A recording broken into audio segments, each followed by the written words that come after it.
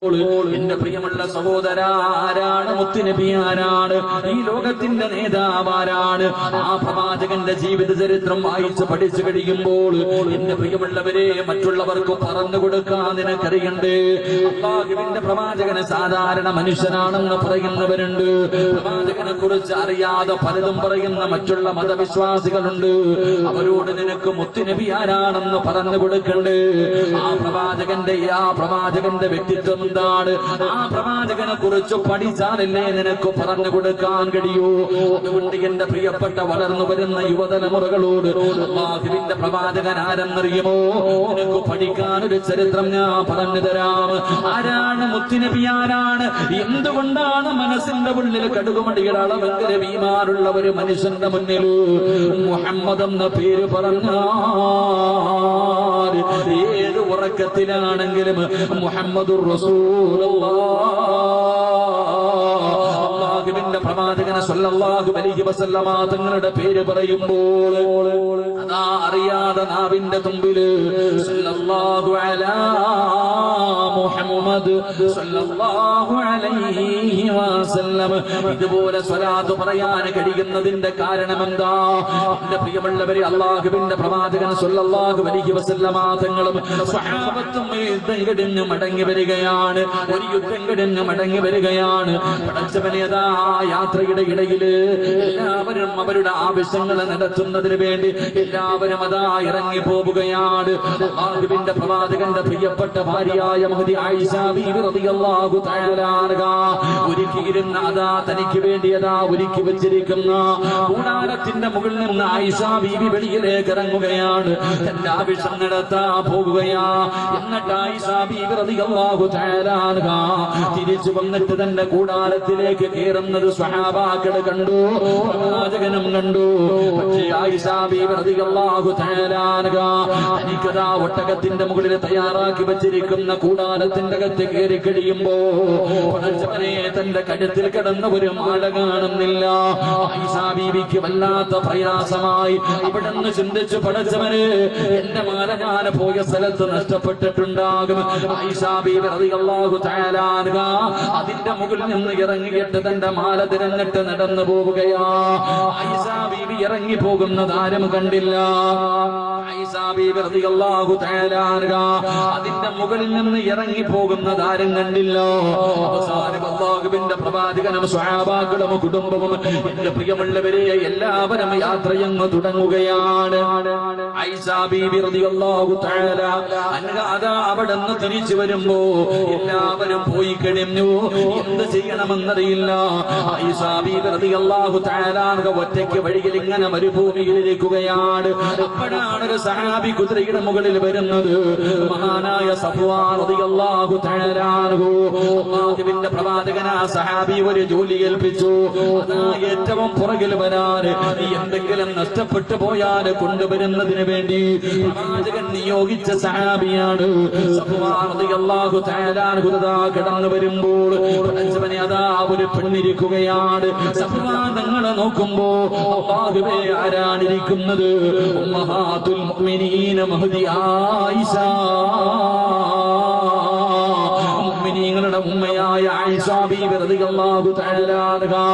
സഫ്വാൻ തങ്ങളെക്കാളും പ്രായം കുറഞ്ഞവരാ. എന്തു പറ്റിയെന്ന് പോലും ചോദിച്ചില്ല. അവിടെ നിന്ന് തന്റെ വാഹനത്തിന്റെ മുകളിൽ കയറ്റി ആയിഷ ബീവി റളിയല്ലാഹു തആല അൻഹ വാഹനത്തിന്റെ മുകളിലാണ്. അതാ സഫ്വാൻ തങ്ങൾ നടക്കുകയാണ്. അങ്ങനെ പാതിരാത്രി മുഴുവനും സഞ്ചരിച്ച് രണ്ടുപേരും കൂടെ നാട്ടിലെത്തുന്ന സമയം എപ്പോഴും അറിയുമോ?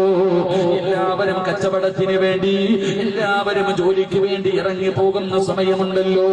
ആ രാവിലെ സമയമാണ് സഫ്വാൻ തങ്ങളും ആയിഷ ബീവി റളിയല്ലാഹു തആല അൻഹ രണ്ടുപേരും കൂടെ ടൗണിലേക്ക് എത്തുന്നത്. എല്ലാവരും ആ കാഴ്ച കാണുകയാണ്. എല്ലാവരും ആ കാഴ്ച കാണുകയാ. പിന്നെ പറയേണ്ടതില്ലല്ലോ, അല്ലാഹുവിന്റെ പ്രവാചകന്റെ ഭാര്യയാണെന്ന് പോലും ആരും പരിഗണിച്ചില്ല. എല്ലാവരും വ്യഭിചാര ആരോപണം നടത്തുകയാണ്. കേട്ടവർ പടച്ചവനെ ഷെയർ ചെയ്യുകയാണ്. ആയിഷ ബീവി റളിയല്ലാഹു തആല അൻഹയെ കുറിച്ച് അവിടുന്ന് ജനങ്ങൾ മുഴുവനും മോശമായി പറയുമ്പോ അല്ലാഹുവിന്റെ അള്ളാഹുവിന്റെ പ്രവാചകനും അറിയാം ആയിഷ എങ്ങനെ ചെയ്യില്ല എന്ന്. പക്ഷേ നാട്ടുകാർ മുഴുവനും പറന്നുകൊണ്ട് നടക്കുകയാണ്. പ്രവാചകന് വല്ലാത്ത വേദനയായി. പള്ളിയിൽ ചെന്ന് നമസ്കാരം കഴിഞ്ഞാൽ അള്ളാഹുവിന്റെ പ്രവാചകനെ പെട്ടെന്ന് വീട്ടിലേക്ക് മടങ്ങുകയാണ്. ഒരു മനുഷ്യനോടും അള്ളാഹുവിന്റെ റസൂൽ സംസാരിക്കുന്നില്ല. അവിടെ ഒന്ന് തീരുമാനിച്ചു, ആയിഷയുടെ നിരപരാധിത്വം അള്ളാഹു തന്നെ തെളിയിക്കട്ടെ, ഖുർആനിൽ ആയത്തിറങ്ങട്ടെ.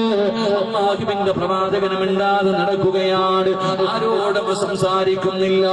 അള്ളാഹുവിന്റെ പ്രവാചകൻ ഒരു ദിവസം തന്റെ വീടിന്റെ അകത്തിരിക്കുമ്പോ മഹാനായ സയ്യിദുനാ ഉമർ ഇബ്നുൽ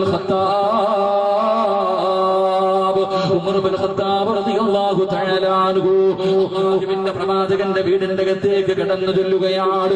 അവിടുന്ന് സലാം പറഞ്ഞു. എന്റെ നബിയെ ആരോടും മിണ്ടാത്തതെന്ത്?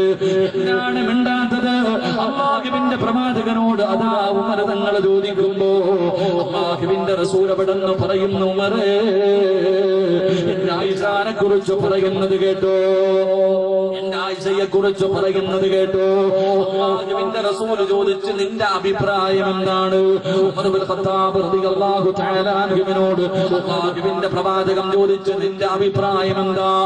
ഉമർ തങ്ങൾ പറയുന്നു, യാ റസൂലല്ലാഹ്, അല്ലാഹുവിന്റെ നബിയേ,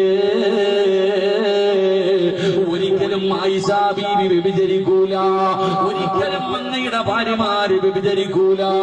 ആര് പറഞ്ഞാലും ഞാൻ വിശ്വസിക്കില്ല നബിയേ. അല്ലാഹുവിന്റെ റസൂൽ ചോദിച്ചു, നീ കണ്ടോ ഉമറേ, പിന്നെ എന്തിനാണ് നീ ഇങ്ങനെ പറയുന്നത്?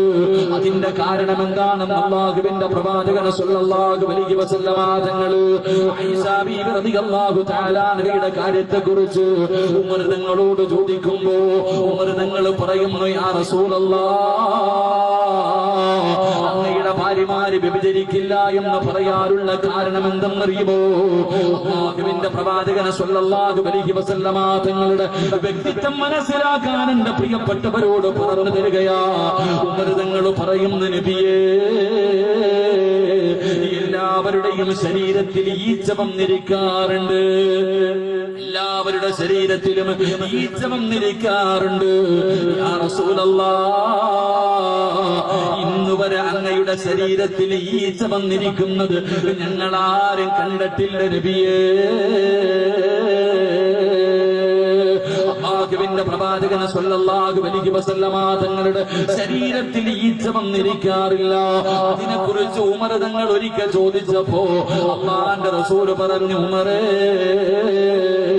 എല്ലാ സ്ഥലങ്ങളിലും ഈച്ച പോയിരിക്കുമല്ലോ, ശുദ്ധിയുള്ള സ്ഥലത്തും നജസുള്ള സ്ഥലത്തും ഈച്ച പോയിരിക്കുമല്ലോ. അപ്പോൾ ഈച്ച ഒരു മനുഷ്യന്റെ ശരീരത്തിൽ വന്നിരിക്കുമ്പോ ചിലപ്പോൾ നജസത ശരീരത്തിൽ പറ്റുമല്ലോ. അതുകൊണ്ട് അല്ലാഹു സുബ്ഹാനഹു വ തആല എന്റെ ശരീരത്തിൽ ഇരിക്കാൻ ഈച്ചയ്ക്ക് അനുവാദം കൊടുത്തിട്ടില്ല ഉമറേ. അല്ലാഹുവിന്റെ പ്രവാചകന്റെ ശരീരത്തിൽ ഈച്ച പോലും വന്നിരിക്കില്ലായിരുന്നു. അത്രയ്ക്കും പരിശുദ്ധനാണ് നമ്മുടെ നേതാവ്, അത്രയ്ക്കും പരിശുദ്ധനാണ് നമ്മുടെ നേതാവ്. അല്ലാഹുവിന്റെ പ്രവാചകനോട് ഉമർ തങ്ങൾ പറയുന്നു, യാ റസൂലല്ലാഹ്, അങ്ങയുടെ ശരീരത്തിൽ ഒരു നജസ് പറ്റുന്നത് പോലും, ഒരു ഈച്ച വന്നിരിക്കുന്നത് പോലും അല്ലാഹു തടയുന്നുണ്ടെങ്കിൽ, അല്ലാഹു അത്രയ്ക്കും സൂക്ഷിക്കുന്നുണ്ടെങ്കിൽ, അല്ലാഹു അങ്ങയ്ക്ക് തന്ന ഭാര്യ വ്യഭിചരിക്കുമോ നബിയേ?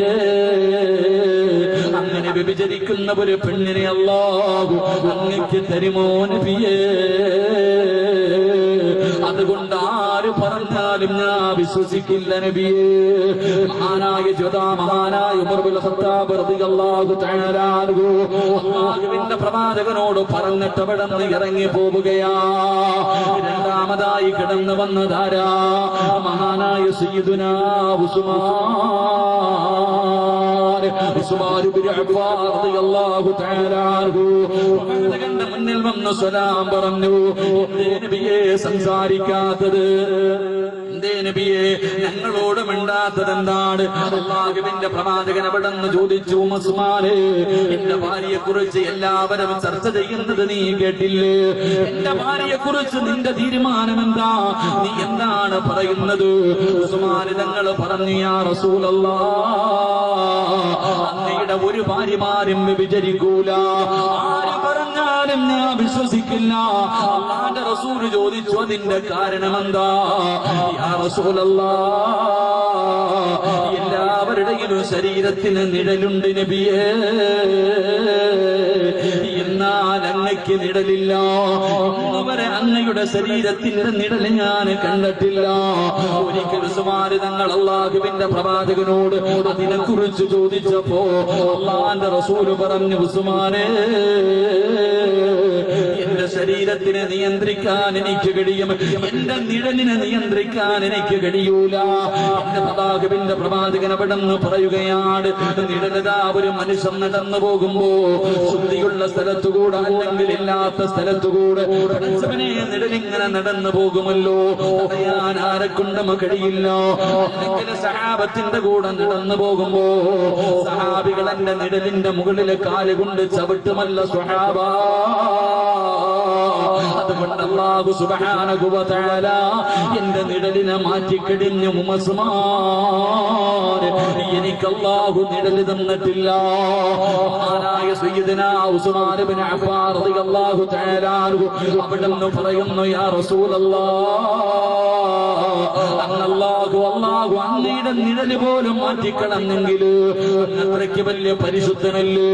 അല്ലാഹുവിന്റെ വിശുദ്ധമായ ഖുർആൻ പറഞ്ഞതുണ്ട്, വലാ തഖറബു സിനാ ഇന്നഹു കാന ഫാഹിശതൻ വസാഅ സബീലാ.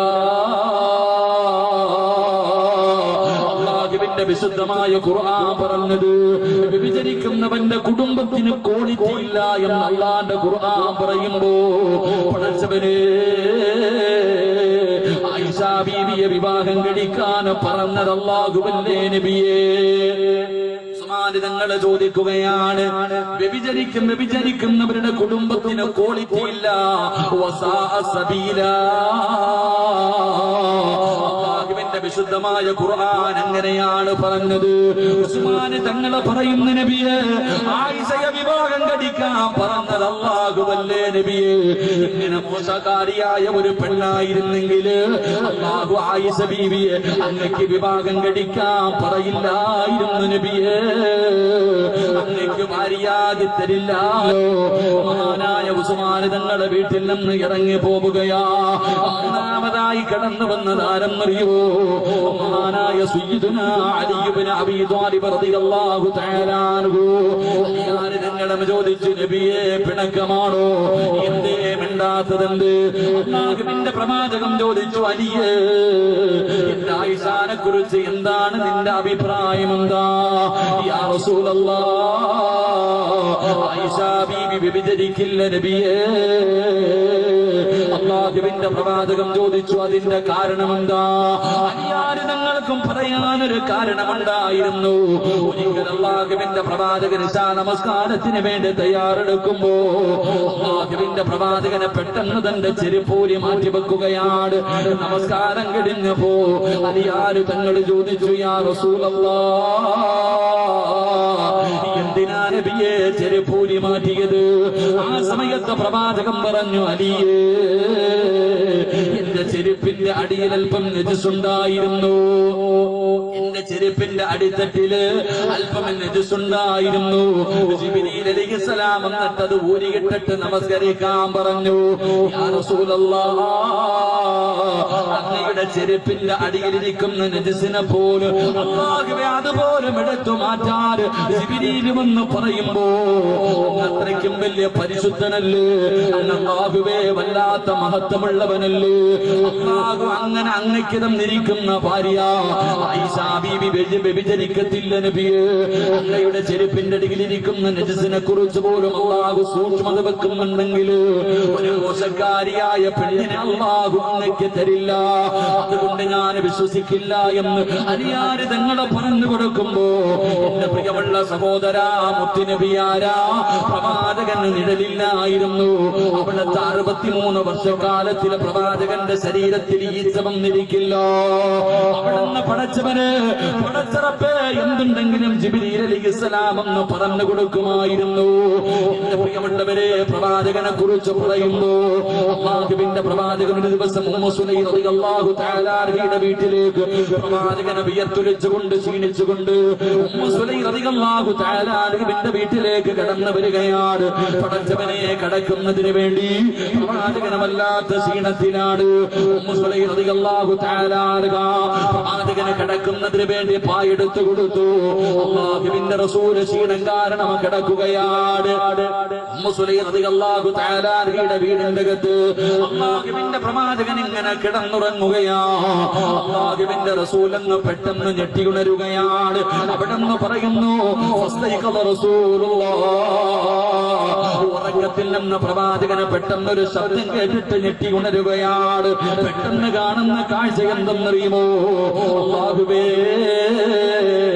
ഉമ്മു സുലൈം റളിയല്ലാഹു തആല അൻഹ ഒരു കുപ്പിയുമായിട്ട് പ്രവാചകന്റെ വിയർപ്പിന്റെ തുള്ളികൾ ഇങ്ങനെ എടുക്കുകയാണ്.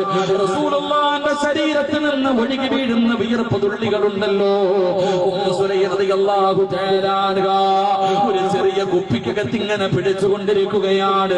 അല്ലാഹുവിന്റെ റസൂൽ ചോദിക്കുകയാ, മാദാ തസ്തഈനു യാ ഉമ്മു സുലൈം, എന്താണ് ചെയ്യുന്നത്? കുപ്പിക്കകത്ത് പ്രവാചകന്റെ വിയർപ്പിന്റെ തുള്ളികൾ ഇങ്ങനെ ശേഖരിച്ചു കൊണ്ടിരിക്കുകയാ. അല്ലാഹുവിന്റെ റസൂൽ ചോദിച്ചു, എന്തേ ചെയ്യുന്നത്, എന്തേ കാണിക്കുന്നത്? യാ റസൂലല്ലാഹ്, യർജൂ ബർക്കതക യാ റസൂലല്ലാഹ്, ബർക്കത്തെടുക്കുകയാണ് നബിയേ. പ്രവാചകന്റെ വിയർപ്പ് തുള്ളി പോലും കുപ്പിക്കകത്ത് ഇങ്ങനെ ശേഖരിച്ചു കൊണ്ടിരിക്കുകയാ. ഉമ്മു സുലൈം റളിയല്ലാഹു തആല അൻഹ പറയുകയാണ്, വഅദിയബു മിൻ ദീബിനാ യാ റസൂലല്ലാഹ്, ലോകത്തിലെ ഏറ്റവും വലിയ സുഗന്ധമാണ് നബിയേ, ലോകത്തിലെ ഏറ്റവും വലിയ സുഗന്ധം അങ്ങയുടെ വിയർപ്പ് തുള്ളിയാ. ഉമ്മു സുലൈം റളിയല്ലാഹു തആല അൻഹ പറയുകയാണ്, അദാ ദവാഉ സിബിയാൻ, എന്റെ കുട്ടികൾക്ക് രോഗം പിടിച്ചാൽ, എന്റെ മക്കൾക്ക് എന്തെങ്കിലും ഒരു രോഗം പിടിച്ചാൽ അവർക്ക് ഞാൻ കൊടുക്കുന്ന മരുന്ന് അങ്ങയുടെ വിയർപ്പാണ് നബിയേ. അല്ലാഹുവിന്റെ പ്രവാചകന്റെ വിയർപ്പ് തുള്ളി പോലും ലോകത്തെ ഏറ്റവും വലിയ മരുന്നതായിരുന്നു ചെറുപ്പക്കാരാ. അല്ലാഹുവിന്റെ റസൂലിന്റെ ശരീരത്തിൽ നിന്ന് ഒഴുകി വീഴുന്ന വിയർപ്പ് തുള്ളി ലോകത്തിലെ ഏറ്റവും വലിയ സുഗന്ധമുള്ളതായിരുന്നു എന്ന് ചരിത്രം നമുക്ക് പറഞ്ഞു തരുമ്പോ നമ്മുടെ നേതാവിനെ കുറിച്ച് പറഞ്ഞു കൊടുക്കണം. സാധാരണ മനുഷ്യനല്ല, അല്ലാഹുവിന്റെ പ്രവാചകനുണ്ടല്ലോ, റസൂലുള്ളാഹിന്റെ ഔറത്ത് ലോകത്തിൽ നിന്ന് വരെ ആരും കണ്ടിട്ടില്ല. പ്രവാചകന്റെ ഭാര്യമാര് പോലും അവിടുത്തെ ഔറത്ത് കണ്ടിട്ടില്ല. പ്രവാചകന്റെ പടച്ചവനെ മലമൂത്ര വിസർജനം നടത്തിയ അത് ഭൂമി വിഴുങ്ങിക്കളയുകയാ. ഒരാളും പ്രവാചകന്റെ വിസർജനം പോലും കണ്ടിട്ടില്ല. മഹാനായ അനസ് റളിയല്ലാഹു തആല അൻഹു പറയുന്നുണ്ട്, ഒരിക്കലും മരുഭൂമിയിൽ വെച്ച് അല്ലാഹുവിന്റെ പ്രവാചകനതാ ആവശ്യം നടത്തേണ്ട ആവശ്യം വന്നു. മറയില്ല, മരുഭൂമിയിലാ. ആ സമയത്ത് അല്ലാഹുവിന്റെ പ്രവാചകൻ സ്വല്ലല്ലാഹു അലൈഹി വസല്ലമ തങ്ങള് തന്റെ മുന്നിൽ കണ്ട രണ്ട് മരങ്ങൾ അടുത്തേക്ക് വിളിക്കുകയാ. അല്ലാഹുവിന്റെ പ്രവാചകന് അവിടെ കടന്ന് അവിടെ നിന്ന് രണ്ട് മരങ്ങളുണ്ടല്ലോ, ആ മരത്തിന് അല്ലാഹുവിന്റെ റസൂൽ ഇങ്ങോട്ട് വാ എന്ന് വിളിക്കുമ്പോ വേരുകൾ ഇളക്കിയിട്ട് മനുഷ്യര് നടന്നു വരുന്നത് പോലെ ആ രണ്ട് മരങ്ങൾ അല്ലാഹുവിന്റെ പ്രവാചകന്റെ മുന്നിലേക്ക് നടന്നു വരികയാ. അല്ലാഹുവിന്റെ റസൂലിന്റെ മുന്നിൽ വന്നു സലാം പറഞ്ഞു, ഒരു മറയിട്ട് കൊടുക്കുകയാണ്. അല്ലാഹുവിന്റെ പ്രവാചകൻ ആ രണ്ട് മരങ്ങളുടെ ഇടയിൽ ഇരുന്നിട്ട് തന്റെ ആവശ്യം നടത്തി.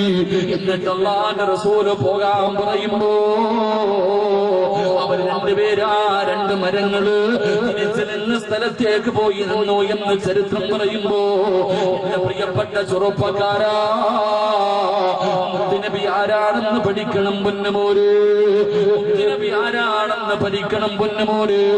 മുത്തുനബി അത്രയും വലിയ പരിശുദ്ധനായിരുന്നു. അല്ലാഹു പഠിക്കാനും മനസ്സിലാക്കാനും അല്ലാഹു നമുക്ക് തൗഫീഖ് നൽകി അനുഗ്രഹിക്കുമാറാകട്ടെ.